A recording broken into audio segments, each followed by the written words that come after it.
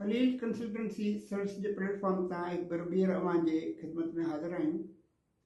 अॼु असां दी Sindh civil servants leave rules 1986 में डिसेबिलिटी लीव जो जेको ज़िक्र थियल आहे उहो अवां जे आॾो रखंदासीं। इन्हनि रूल्स जे रूल 17 में डिसेबिलिटी लीव जो ज़िक्र थियल आहे, यानी माज़ूरीअ जे सूरत में केतिरी मोकल वठी सघिजे थी उन जो ज़िक्र थियल आहे। इन रूल 17 मुताबिक़ जेकॾहिं को सिविल सर्वेंट अलाह न करे कंहिं माज़ूरीअ जो शिकार थी वञे थो, कंहिं इंजरी या ॿिए कंहिं सबब जे करे, ॿिए कंहिं कारण जे करे, त उहो सिविल सर्वेंट डिसेबिलिटी लीव लाइ कंसर्न अथॉरिटी खे एप्लीकेशन जमा कराए सघे थो। पर उन लाइ ज़रूरी आहे त मेडिकल एडवाइस हुजे ऐं उन खां पोइ उहा अथॉरिटी डिसाइड कंदी त हिनखे केतिरी लीव मिलणु घुरिजे।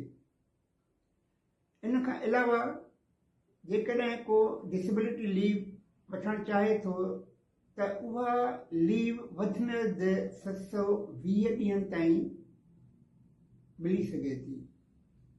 उन्हनि 720 ॾींहंनि मां 180 ॾींहं फुल पे ते मोकल मिली सघे थी ऐं जेकॾहिं को 180 ॾींहंनि खां वधीक मोकल वठणु चाहे थो त 180 ॾींहंनि खां पोइ जेका मोकल थींदी उहा हाफ पे ते हूंदी, यानी उहा फुल पे ते न हूंदी। 180 ॾींहंनि खां पोइ जेको पीरियड शुरू थींदो मोकल जो, उहो उन में अधु पघार ॾिनी वेंदी, पूरी पघार न ॾिनी वेंदी। वधीक जेकॾहिं अव्हांखे का वज़ाहत घुरिजे त मां इहो सजेस्ट कंदुमि अव्हांखे त अव्हां रूल 17 जो गौर सां मुतालियो कयो ऐं पोइ पंहिंजी एप्लीकेशन तयारु कयो त जीअं अव्हां मेडिकल एडवाइस जे बुनियाद ते कॉम्पिटेंट अथॉरिटीअ खे पंहिंजी एप्लीकेशन तयारु करे जमा कराए सघो।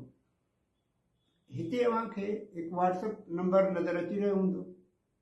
जेकॾहिं अव्हां वटि के सुवाल आहिनि त उहे असांखे ॾियारे मोकिलियो। असां कोशिशि कंदासीं त हिकु हफ़्तेवार प्रोग्राम जे ज़रिए उन्हनि सवालनि जा जवाब अव्हां ताईं पहुचायूं।